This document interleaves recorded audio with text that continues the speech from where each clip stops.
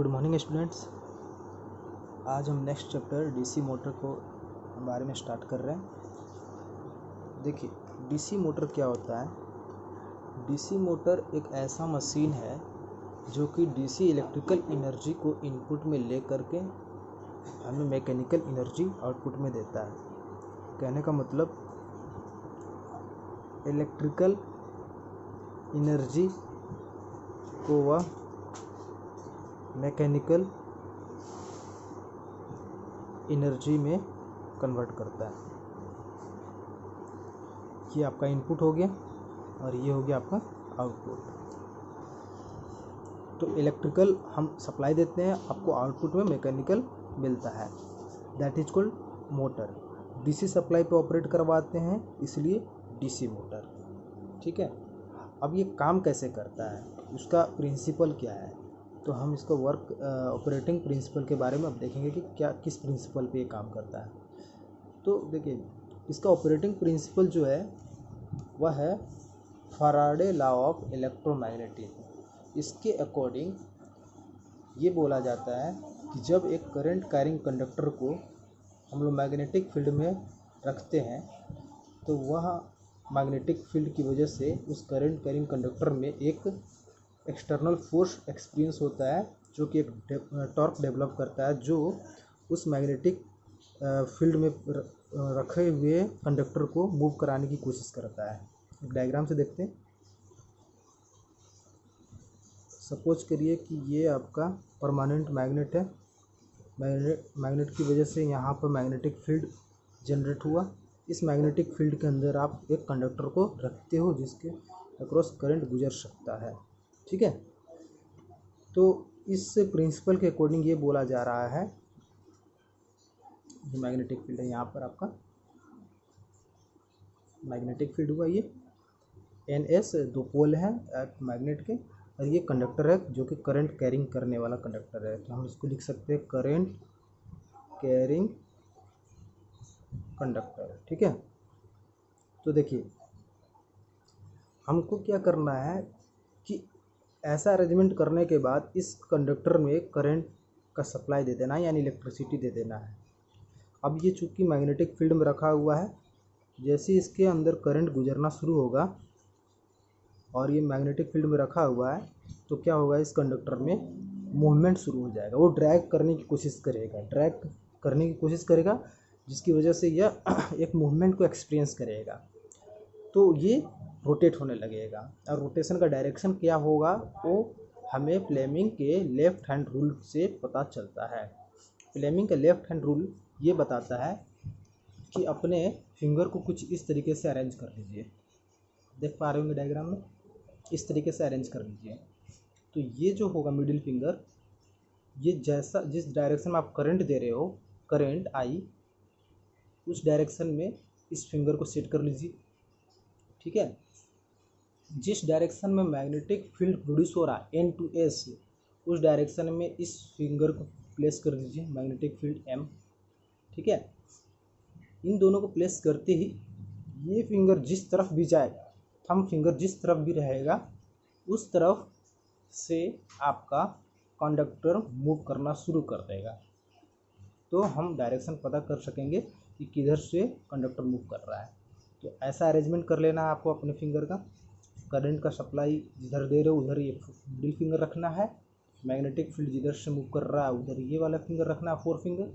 ये फिंगर जिस तरफ जाएगा उधर साइड से आपका कंडक्टर मूव करेगा। तो इस तरीके से हम लोग मूवमेंट पता करते हैं कंडक्टर का किसी भी मोटर के अंदर। तो यही है इसका ऑपरेटिंग प्रिंसिपल। ऑपरेटिंग प्रिंसिपल आपके नोट्स में दिया गया है, उसका स्टेटमेंट इंग्लिश में मैं एक बार बता दूं क्या है। When a current carrying conductor placed in a magnetic field, then it will experience an external force which develop the torque, try to displace the position of that conductor। ठीक है, यही मतलब है कि कंडक्टर में जब आप मैग्नेटिक फील्ड में रखे हो, यहाँ इस कंडक्टर में करंट दे रहे हो, तो इसके अंदर एक टॉर्क जनरेट होगा जो कि try to displace in the direction of rotating field. जो भी आपका थंब जिस डायरेक्शन में जाएगा उस डायरेक्शन में ये रोटेट करने को स्टार्ट हो जाएगा। ठीक है, ये चीज़ है। अब नेक्स्ट हम इसमें एक इम्पोर्टेंट बात देखेंगे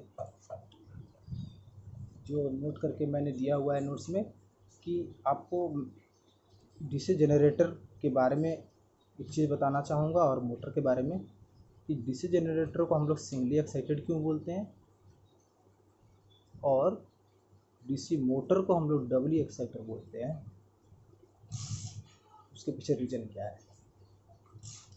देखिए, डीसी जनरेटर में क्या होता है कि हमें बस मैग्नेटिक फील्ड बनाने के लिए सप्लाई देना होता है, यानी मैग्नेटिक फील्ड में सप्लाई देते हैं, ठीक है ना, इसलिए उसको सिंगली एक्साइटेड बोलते हैं। फील्ड में बस सप्लाई दे दिए तो वह क्या हो जाता है, वो ऑपरेट होने लगता है। यहाँ पर मैं डीसी जनरेटर के बारे में एक बार फिर से प्रिंसिपल को याद दिलाना चाहूँगा कि इसका ऑपरेटिंग प्रिंसिपल क्या था। इसके बिल्कुल अपोजिट है।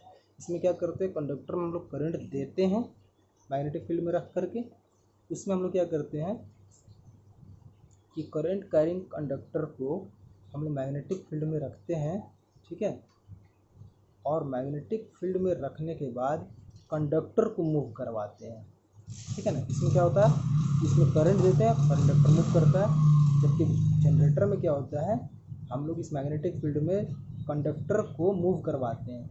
जैसे मूव करवाते हैं तो क्या होता है कि इस फ्लक्स को कट करता है, तो फ्लक्स को जैसे कट करता है मैग्नेटिक फील्ड को, तो वहाँ पर फ्लक्स जनरेट होता है, दैट इज कॉल्ड करंट। तो वह करंट हमें फिर कलेक्ट कर लेना होता है। तो उसमें जनरेटर को हम लोग केवल क्या करना है कि फील्ड को सप्लाई दे देना है, काम हो जाता है। मोटर में क्या होता है, मोटर में आपको फील्ड को तो सप्लाई देना ही होता है, साथ ही साथ क्या करना पड़ता है, आर्मेचर यानी इस कंडक्टर में भी सप्लाई देना पड़ता है। तो ये दो सप्लाई देना पड़ जाता है, इस वजह से इसको डबली एक्साइटेड बोलते हैं। इस बात को आप नोट कर लीजिएगा, ठीक है। एक नेक्स्ट टॉपिक है आपका generating action in DC motor. इसका मतलब क्या होता है ये समझ लेंगे थोड़ा। Generating action in DC motor, इससे पहले आपको ये बात पता होना चाहिए कि जनरेटर का वर्किंग क्या होता है, वर्किंग प्रिंसिपल, और मोटर का वर्किंग प्रिंसिपल क्या होता है, जैसा कि अभी मैंने डिस्कस किया। अगर ये चीज़ आपको समझ में आ जाता है तो फिर आपको ये आसानी से समझ में आएगा कि generating action in DC motor क्या है। देखिए, इस हेडिंग का क्या मतलब होता है, इस हेडिंग का मतलब हो रहा है कि डीसी मोटर के अंदर जनरेटिंग एक्शन होना, यानी हमारा जो मशीन है वो तो डीसी मोटर है, मगर इसमें आपको जनरेटिंग एक्शन कैसे हो रहा है वो देखिए कैसे हो रहा है। आप डीसी मोटर तैयार कर रखे हैं, डीसी मोटर को जैसे ही आप मूव करवा ऑपरेट होने लगा, यानी आउटपुट आपको मैकेनिकल देने लगा, तो इसका ये मतलब हुआ कि वो मूवमेंट कर रहा है, तभी तो आपको आउटपुट मिल रहा है। तो यहाँ तक इस बात को दिमाग में सेट करके रखिए कि आपका मोटर ऑपरेट हो रहा है। अब जब ऑपरेट होने लगा है ना, तो वो जनरेटर की तरफ भी काम कर रहा है, जनरेटिंग एक्शन भी हो रहा है। वो कैसे, क्योंकि जनरेटर का प्रिंसिपल क्या बोलता है कि जब करंट कैरिंग कंडक्टर मूव कर रहा है किसी मैग्नेटिक फील्ड में तो उसमें करंट आने लगेगा, यही ना। तो मोटर में क्या है कि आपका मोटर जब ऑपरेट हो रहा है तब तो मूव कर ही रहा है, जब मूव कर रहा है तो वो कंडक्टर फील्ड को भी तो कट करेगा, फील्ड को कट करेगा तो उसमें इलेक्ट्रिसिटी भी तो जनरेट करेगा। तो मोटर ही आपको एक जनरेटिंग एक्शन भी दे रहा है, जिस जनरेटिंग एक्शन से आप ईएमएफ को कलेक्ट करते हो उसको बैक ईएमएफ कहते हैं, क्योंकि उसको आप जनरेट नहीं कर रहे हो, वो मोटर का ऑपरेट होने के बाद मिल रहा है, यानी कि अपोजिट बैक ईएमएफ उसको बोला जाता है। तो वही जनरेटिंग एक्शन कहलाता है डीसी मोटर के अंदर, ठीक है ना, जिसको हम लोग बैक ईएमएफ से रिप्रेजेंट करते ईवी से लिखते हैं, जो हमें जनरेटिंग एक्शन की वजह से बैक ईएमएफ प्रोड्यूस करवाता है, ठीक है। यही चीज़ है। और इस बैक ईएमएफ का जो फार्मूला होता है ना, वो क्या होता है, NP5Z/60A होता है। ये चीज़ें क्या है, बैक ईएमएफ का आपको इक्वेशन मैंने निकलवाया था पिछला वीडियो लेक्चर में, आप देखना कि इसमें N जो होता है नंबर ऑफ टर्न्स होते हैं जो कंडक्टर्स आपने पुट किया है, उसमें कितने टर्न्स लगा करके आपने कॉइल लगाया है। P हो गया नंबर ऑफ पोल, कितने पोल का आपने मशीन सेटअप किया है।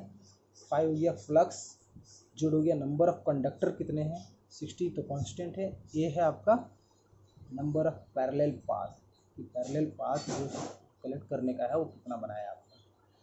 लैप वाइंडिंग के लिए क्या होता है, वेव वाइंडिंग के लिए तो 2 होता है, लैप वाइंडिंग के लिए जितना नंबर ऑफ पैरेलल पाथ है उतना ही होता है। ठीक है, अब आपका इसका अपोजिट एक और है, जब आप जनरेटर की तरह यूज कर रहे हो तो उसका मोटरिंग एक्शन क्या होगा। भाई ये भी चीज़ तो होगा ही, motoring action in DC generator. देखिए आप यहाँ पर ये क्या करना है कि आपका जो मशीन है वो डीसी जनरेटर की तरह यूज हो रहा है, जब हो रहा है ऑपरेट में है तब वह मोटरिंग एक्शन भी करवाता है। वो कैसे है देखिए, अब देखिए क्या है कि जनरेटर में आपका डेवलप क्या करता है, इलेक्ट्रिसिटी, ठीक है ना। अब वही सेम प्रिंसिपल पे आ जाइए कि हमें ये दिमाग में सेट कर लीजिए कि जनरेटर जो है मोटरिंग एक्शन का काम कर रहा है, जनरेटर जो है वो ऑपरेट हो रहा है, मोटरिंग एक्शन कैसे करेगा वो देखिए। अब ये कंडक्टर के अंदर करंट दे रहा है, जनरेटर है इस वजह से, तो करंट जब यहाँ पे मिलने लगा तो फ्लक्स के अंदर ही तो रखा हुआ था वो भी, तो वो मूव करना शुरू कर देगा, यानी मोटरिंग एक्शन भी देगा। सेम इसके अपोजिट इस तरीके से यहाँ पर आप मोटरिंग एक्शन भी करा सकते हैं डीसी जनरेटर के अंदर। तो यही अब नेक्स्ट आपका जो टॉपिक है क्लासिफिकेशन ऑफ डीसी मोटर है, जिसको हम नेक्स्ट वीडियो लेक्चर में बनाएंगे। Thank you.